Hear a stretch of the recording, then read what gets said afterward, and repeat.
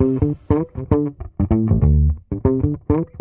I just want to take some time today and talk about a subject, an interesting subject. I find it interesting anyways. I recently started writing a series of blog articles or newsletter articles about, I called DSA for the rest of us, data structures and algorithms for the rest of us.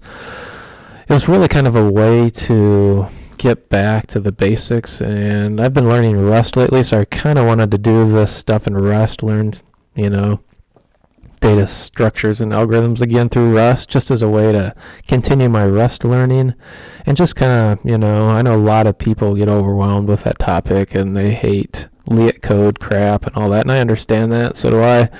But I think there's reasons to learn how to do DSA and algorithms. I think just messing around, learning a little something, you have to be the best, but just taking an approach of I just want to learn a little bit and be good at it just a little bit, just so you can talk about it. I mean, I think that's a good thing as far as I'm concerned. There's nothing wrong with that. I think it's wise to be like that, because it's probably going to come up in an interview, or it just makes you understand when people are talking about stuff, and you never know, maybe you will run into a use case or something.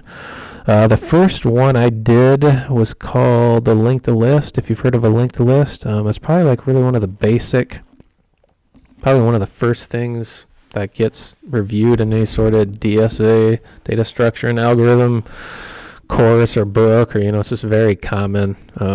This is my GitHub right now. This is the Rust one. I think I'll redo it in Python while we're doing this video, but you can see what is a linked list. A link, everybody knows what a list is. I hope you do, in Python or something. A list is just a list of stuff, for lack of a better term. And you can kind of see the picture I drew here, right? The difference between a list, say, in Python, a list of 1, 2, 3, it doesn't really... 2 doesn't know what 1 is, and 1 doesn't know what 3, and 3 doesn't know that 2 is behind it. And a linked list is basically just a way of, an item knowing what's next in line in its simplest, right? I mean, there's forward and backward, but just think about it. You've got a linked list itself, and then it points to a node. A lot of people, when you call them a node, call it whatever you want. Node 0, right? And node 0 points to node 1, and node 1 goes to node 2, and node 2 goes to node 3.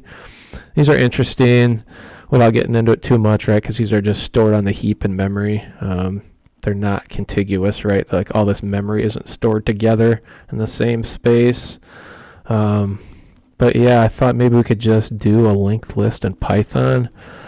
I did one in Rust, and I can explain that Rust code maybe, and then we can redo it in Python. So let's go to my Rust code. So it's remember to keep that picture in your head. So really when you have a linked list, a very basic one, that is, you're going to have something, basically a node, right? You're going to have a node and a linked list itself.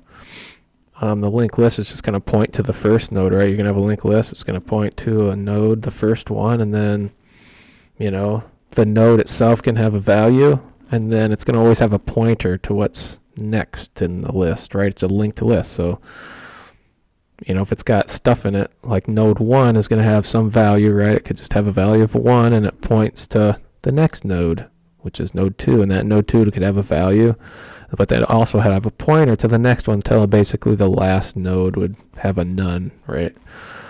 So let's see if I've never done a linked list in Python, so let's see what happens here. And I've never used data classes that much, but let's just say we want a class called a node, and you know what, let's do I've got Copilot on, so it's going to be trying to do it for me, which is fine. I'm going to just call it a data class. All right. Let's make a data class called node.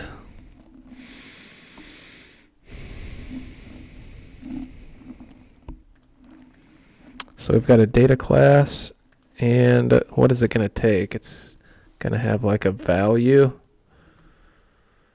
It's going to have a value, which could be probably an integer. And then it's also going to have, yeah, look at that. It wants to do it for me. ChatGTP, or not Chat. Copilot wants to do it for me next. This will be an object, right? Totally makes sense. I think it makes sense, right? Easy peasy, right? It makes sense. And then we'll do a linked list class that will have basically an object that'll be a node. It'll just be a node, right? That's all it is. Looks pretty similar to my Rust code, right? Yeah. So you got a node, which will be, those will be the different values in your linked list. Or the different objects in your linked list, and then they can each hold a value, and then they can also hold a pointer to the next node. So if we have like let's do if name equals main, let's do that whole deal, then we'll run main. So let's make a main here, def main, and let's say we have a linked list. We'll just call it LK equals linked list. It's an empty linked list. And let's make a node 1, right? We'll just give it a value of 1. We're going to pass in nothing for the next value, can be explicit about it. Well, actually, it's going to be 2, but we can call it none for now. And then node 2, node 3, right? So now we have a linked list. We have node 1, 2, and 3. We each give them a value of 1, 2, 3. Now, obviously, we didn't pass anything in to the next. So if we wanted to do that, we could say node 1 dot next equals node 2, right? Does that make sense? So node 1 is going to be the first one on our linked list. It's going to point, the next will point to node 2. Node 2 next is node 3. Makes sense. And then could say our linked list node equals node 1. Totally makes sense, right? Super easy. I don't know why people think this is so hard. And if we want, we can print our linked list. Print it 1, 2, 3. That's your linked list, right? Not that difficult. Let's go back through it just to get it settled in our mind. So for a linked list, let's go back to our picture maybe. For a linked list, you have a linked list itself, which is going to have a head. And that head is going to be the first node. And then each node can hold a value. And the node can also hold a pointer to the next item in the list. So you've got a head that points to 0, node 0, which points to node 1, which points to node 2, which points to node 3, which points to nothing, right? So for example, in Python, we use a data class called node, and it can has a value, which is an integer, and it's an object next, which is going to be another node, right? We could probably do that. Will it let us do that? No. That's right. So it has the next object, which is going to be a node, and you have a linked list, which basically is and we call that node here, but whatever. It's just it's the first head. So we make an empty linked list. We make 3 nodes, right? Pass in a value of 1, 2, 3. So we know that's the value they're holding. We pass in none because we're not giving the order yet.